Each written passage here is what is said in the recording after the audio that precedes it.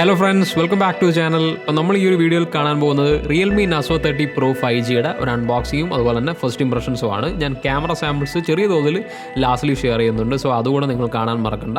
അപ്പോഴത്തേക്കും ഈ ഒരു ഫോണിൻ്റെ ഫീച്ചേഴ്സ് നമ്മൾ നോക്കുമ്പോഴത്തേക്കും ഓരോന്നായിട്ട് നോക്കുമ്പോഴത്തേക്കും മീഡിയ ടെക്കിൻ്റെ Dimensity 800U എന്ന് പറഞ്ഞ പ്രൊസസ്സറാണ് ഈ ഫോണിന് വരുന്നത്.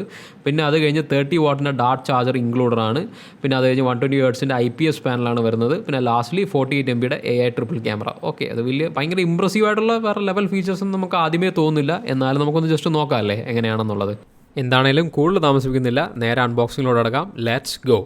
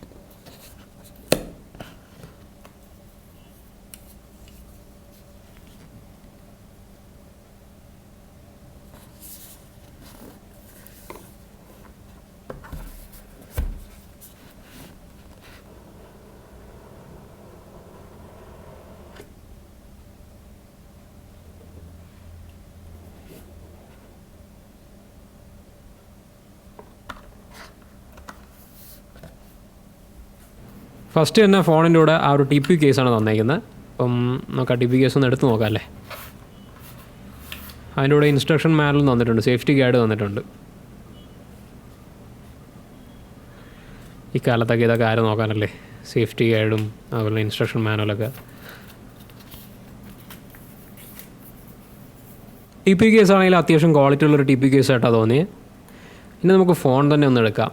ഫോൺ ഞാൻ തൽക്കാലം സ്റ്റിക്കറൊന്നും പൊട്ടിക്കുന്നില്ല, അപ്പോൾ ജസ്റ്റ് ഒന്ന് നമുക്കൊന്ന് എടുത്ത് നോക്കാം അല്ലേ.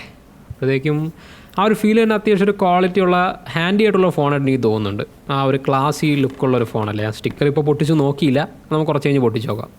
ഫോൺ എടുക്കുമ്പോൾ തന്നെ ആ ഒരു ഫീൽ അതാണ്. ഇനി നമുക്ക് ബാക്കിയുള്ള ആ ഒരു ബോക്സിനകത്തുള്ള ഡീറ്റെയിൽസ് ജസ്റ്റ് ഒന്ന് നോക്കാം, എന്തൊക്കെയാണ് വരുന്നതെന്നുള്ള. എന്തായാലും വേറെ പ്രത്യേകിച്ചൊന്നും വരാൻ പോകുന്നില്ല, അത് വേറൊരു കാര്യം.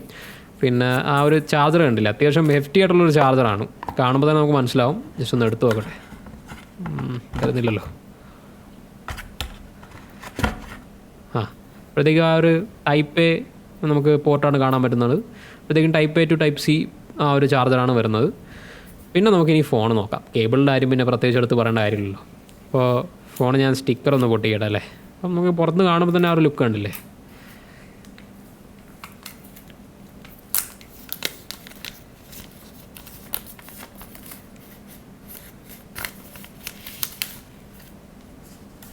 നല്ലൊരു ക്ലാസി ആയിട്ടുള്ളൊരു ഗ്ലോസിനെസ്സാണ് എനിക്ക് തോന്നുന്നത്. മീൻസ് ഒരു എന്താ പറയുക, ആ ഒരു ഫാൻസി ലുക്കിന് പകരം കുറച്ചുകൂടെ ക്ലാസി ആയിട്ടുള്ളൊരു ഗ്ലോസി ഫിനിഷ് പോലെ എനിക്ക് തോന്നുന്നത്. ആ ഒരു ലൈറ്റിൻ്റെ റിഫ്ലക്ഷനൊക്കെ.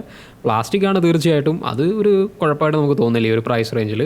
എന്നാൽ അത് നല്ല രീതിയിൽ ഡിസൈൻ ചെയ്തേക്കുന്ന പോലെ എനിക്ക് തോന്നുന്നുണ്ട് ഈ ഒരു ഫോണിൻ്റെ ഡിസൈൻ. അതുപോലെ തന്നെ വെയിറ്റ് ആണെങ്കിലും അത്യാവശ്യം ഹാൻഡി ആയിട്ടുള്ള, എൻ്റെ വെയിറ്റ് 196 ഗ്രാമാണ്. അതുകൊണ്ട് അത്യാവശ്യം ഹാൻഡി ആയിട്ടുള്ളൊരു വെയിറ്റ് ആയിട്ട് എനിക്ക് തോന്നുന്നുണ്ട്, വലിയ കുഴപ്പമില്ലാത്ത രീതിയിൽ. അപ്പോൾ നമുക്ക് എന്തായാലും ഫോണൊന്ന് ബൂട്ട് ചെയ്ത് നോക്കാം അല്ലേ.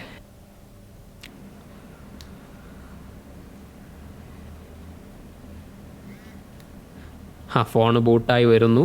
റിയൽമി ലോഗോ ഒക്കെ വന്നിട്ടുണ്ട്.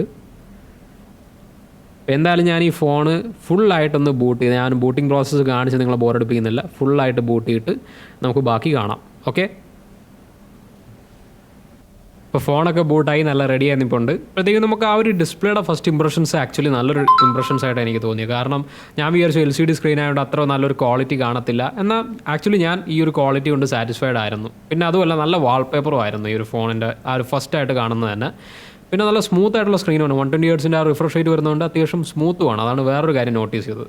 പിന്നെ ആ ബാക്കിൽ വരുന്ന പ്ലാസ്റ്റിക് ഞാൻ നേരത്തെ പറഞ്ഞ പോലെ തന്നെ അത്യാവശ്യം ഗ്ലോസി ആയിട്ടുള്ള പ്ലാസ്റ്റിക് ആണെങ്കിലും കൊള്ളാം. നല്ലൊരു ഹാൻഡി ഫീലിംഗ് തരുന്നുണ്ട്. ടോട്ടലി ഗ്രിപ്പൊക്കെ അത്യാവശ്യം നല്ല രീതിയിൽ എനിക്ക് തോന്നി. പിന്നെ നമുക്ക് ഫിംഗർ പ്രിൻറ്റും ജസ്റ്റ് ഒന്ന് ടെസ്റ്റ് ചെയ്ത് നോക്കാം. സൈഡ് മൗണ്ടഡ് ഫിംഗർ പ്രിൻ്റ് ആണ് ഇതിൻ്റെ കൂടെ വരുന്നത്. എല്ലാ സൈഡ് മൗണ്ടഡ് ഫിംഗർ പ്രിൻറ്റും അത്യാവശ്യം നല്ല ക്വാളിറ്റി ഉള്ളതാണ്. ജസ്റ്റ് ഒന്ന് നമുക്ക് ടെസ്റ്റ് ചെയ്ത് നോക്കാം.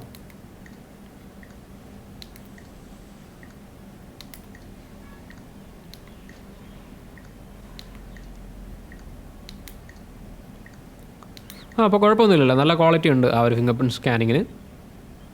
ഇനി നമുക്ക് ഗീക്ക് ബെഞ്ചിൻ്റെ ആ ഒരു സ്കോർസ് നോക്കാം. 595 ആണ് സിംഗിൾ കോർ സ്കോർ. അത് കഴിഞ്ഞ് മൾട്ടി കോർ സ്കോർ വരുമ്പോഴത്തേക്കും 1789 ആണ്.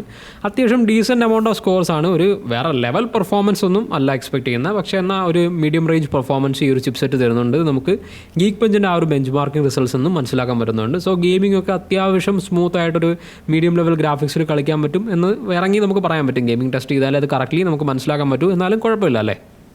ഇനി AnTuTu സ്കോറിലോട്ട് നമുക്ക് കടക്കുമ്പോഴത്തേക്കും 3,85,250 എന്നുള്ള ആ ഒരു സ്കോറാണ് കിട്ടിയത്. ഈ ഒരു സ്കോർ ആണെങ്കിലും അത്യാവശ്യം ഒരു എബോവ് ആവറേജ് സ്കോർ എന്നേ നമുക്ക് പറയാൻ പറ്റുള്ളൂ. അങ്ങനെ അങ്ങേയറ്റം വേറെ ലെവൽ എന്നൊന്നും പറയാൻ പറ്റത്തില്ല, എന്നാൽ ആഡിക്വേറ്റ് ആണെന്ന് നമുക്ക് പറയാം. ഇനി നമുക്ക് കുറച്ച് ക്യാമറ സാമ്പിൾസിലോട്ട് കിടക്കാം. ഞാൻ ആദ്യമേ പറയാമല്ലോ, വളരെ ഇനീഷ്യൽ ആയിട്ടുള്ള ഇംപ്രഷൻസ് ആണ് ഈ ഒരു ക്യാമറയെ പറ്റി ഞാൻ നിങ്ങളുമായിട്ട് ഷെയർ ചെയ്യുന്നത്, അല്ലാതെ ഒരു ഫൈനൽ ഇംപ്രഷൻസ് അല്ല. സോ അത് മനസ്സിൽ വേണം കേട്ടോ.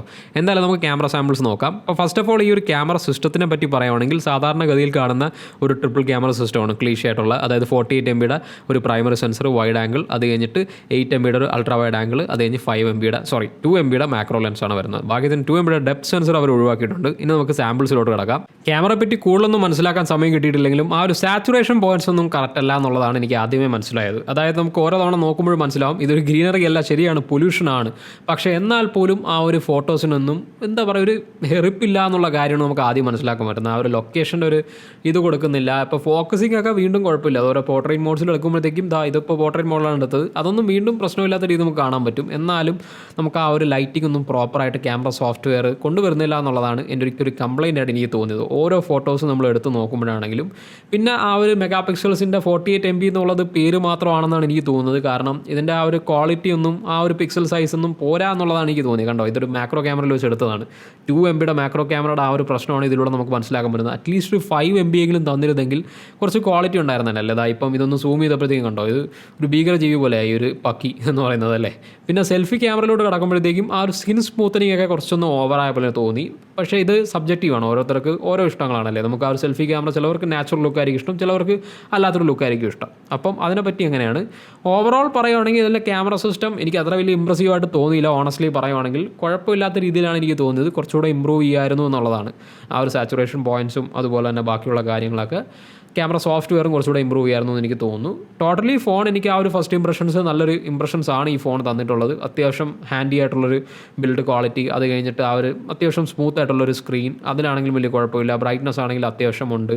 അപ്പോൾ ടോട്ടലി ഒരു നല്ലൊരു പാക്കേജ് ആയിട്ട് തോന്നി ഈ ഒരു പ്രൈസ് റേഞ്ചിൽ. അതായത് 14,999 ഡിസ്കൗണ്ട് വരുമ്പോഴത്തേക്ക് ആ ഒരു പ്രൈസിന് നിങ്ങൾക്ക് കിട്ടും. സോ അത്രയേ ഉള്ളൂ ഗൈസ്. എല്ലാവർക്കും വീഡിയോ ഇഷ്ടപ്പെട്ടെന്ന് വിചാരിക്കുന്നു. വീഡിയോ ഇഷ്ടപ്പെട്ടെങ്കിൽ തീർച്ചയായിട്ടും ലൈക്ക് ചെയ്യണം. അതുപോലെ തന്നെ ചാനൽ ഇതുവരെ സബ്സ്ക്രൈബ് ചെയ്തിട്ടാണെങ്കിൽ ചാനൽ സബ്സ്ക്രൈബ് ചെയ്യുക, സപ്പോർട്ട് ചെയ്യുക. അതുപോലെ തന്നെ നമ്മുടെ ഇൻസ്റ്റാഗ്രാം പേജ് ഉണ്ട്, നിങ്ങൾക്ക് എന്തെങ്കിലും ക്വയറീസ് ഉണ്ടെങ്കിൽ അവിടെ വന്ന് ചോദിക്കാവുന്നതാണ്. അതുപോലെ തന്നെ നമ്മൾ ടെക് അപ്ഡേറ്റ്സ് ആണെങ്കിലും പ്രൊവൈഡ് ചെയ്യുന്നുണ്ട് റെഗുലർലി. സോ നിങ്ങൾക്ക് താല്പര്യമുണ്ടെങ്കിൽ, ടെക്കിനോട് താല്പര്യമുണ്ടെങ്കിൽ തീർച്ചയായിട്ടും അവിടെ വന്ന് ഫോളോ ചെയ്യുക, അങ്ങനെ സപ്പോർട്ട് ചെയ്യുക. So that's all. അടുത്ത വീഡിയോയിൽ നമ്മൾ തമ്മിൽ കണ്ടുമുട്ടുന്നവരെ bye guys and stay tune.